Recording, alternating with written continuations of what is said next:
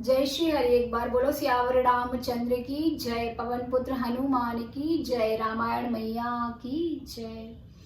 मंगल भवन अमंगल हारी, द्रवहु सुदशरथ अजर बिहारी। कवन सो काज कठिन जग माही, जो नहीं होत तात तुम पाही। दक्ष सुतन्ह उपदेश निजाई, तिन फिरि भवनु न देखा आई। चित्रकेतु कर घरु घाला, कनक कसिप कर पुनि असहाला। नारद सिख जे सुनहि नर नारी, अवसि होहि तजि भवनु बिखारी। मन कपटी तन सज्जन चीन्हा, आपु सरिस सब ही चहकीन्हा। तेहि के बचन मानि विश्वासा, तुम चाहु पति सहजे उदासा। निर्गुण निलज कुबेश कपाली, अकुल अगेह दिगंबर ब्याली। कहु कवन सुख अस बरु पाए, भल भूलेहु ठग के पौराए। पंच कहे शिव सती विवाही, पुनियव डेरी मराहे निताही। अब सुख सोवत सोचु नहीं रामा, भीख मागी भव खाई सिया रामा। सहज एकाकिन के भवन रामा, कबहु की नारी खटाई सिया रामा। अजहु मानहु कहा हमारा, हम तुम कहु बरु नीक विचारा। अति सुंदर सुचि सुखद सुशीला, गावहि वेद जासु जस लीला। दूषण रहित सकल गुण राशि, श्रीपति पुर बैकुंठ निवासी। असे बरु तुमहि मिला उबानी, सुनत बिहसी कह बचन भवानी। सत्य कहे उगिरि भव तनु एहा, हठ ना छूट छूटे बरु देहा।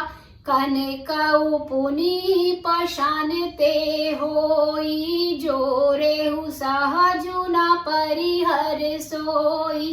नारद वचन न मैं परिहरेहु, बसन भवनु जिरऊ नहीं डरेहु। गुरु के वचन प्रतीति न जेहि, सपनेहु सुगम न सुख सिद्धि तेहि। महादेव अविगुण भवन रामा, विष्णु सकल गुण धाम सिया रामा।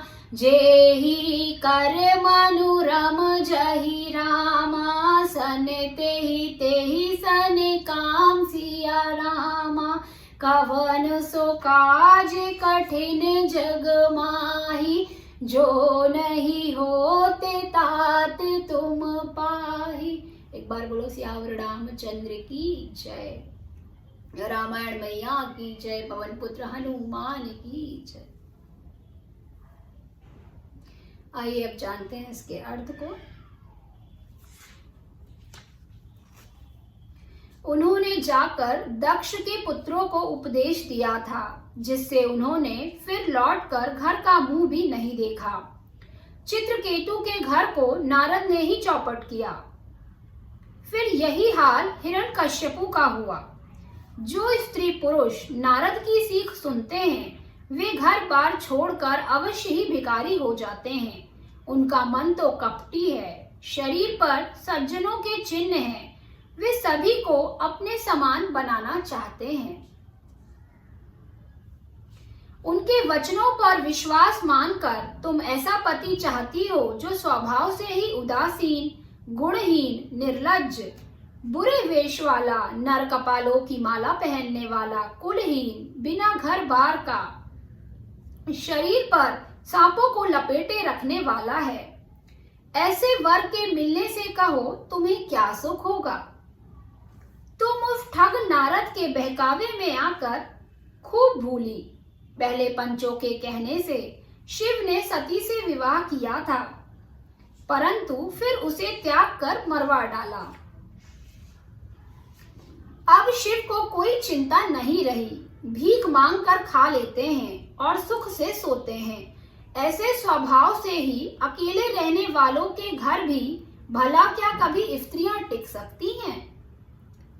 अब भी हमारा कहा मानो, हमने तुम्हारे लिए अच्छा वर विचारा है। वह बहुत ही सुंदर, पवित्र, सुखदायक और सुशील है, जिसका यश और लीला वेद गाते हैं। वह दोषों से रहित, सारे सद्गुणों की राशि, लक्ष्मी का स्वामी और बैकुंठपुरी का रहने वाला है। हम ऐसे वर को लाकर तुमसे मिला देंगे। यह सुनते ही पार्वती जी हंसकर बोली, आपने यह सत्य ही कहा कि मेरा यह शरीर पर्वत से उत्पन्न हुआ है, इसलिए हट नहीं छूटेगा। शरीर भले ही छूट जाए, सोना भी पत्थर से ही उत्पन्न होता है, सो वह जलाए जाने पर भी अपने स्वभाव अर्थात सुवर्णत्व को नहीं छोड़ता है। अतः मैं नारद जी के वचनों को नहीं छोड़ूंगी, चाहे घर बसे या उजड़े, इससे मैं नहीं डरती। जिसको गुरु के वचनों में विश्वास नहीं है, उसको सुख और सिद्धि स्वप्न में भी सुगम नहीं होती हैं।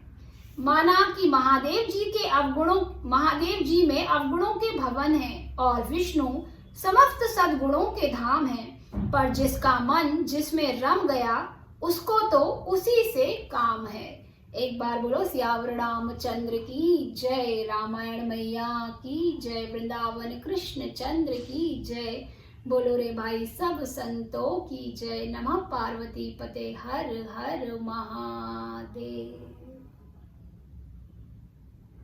एक बार सभी जोर से बोलेंगे जय श्री राम, जय श्री राम, जय जय श्री राम।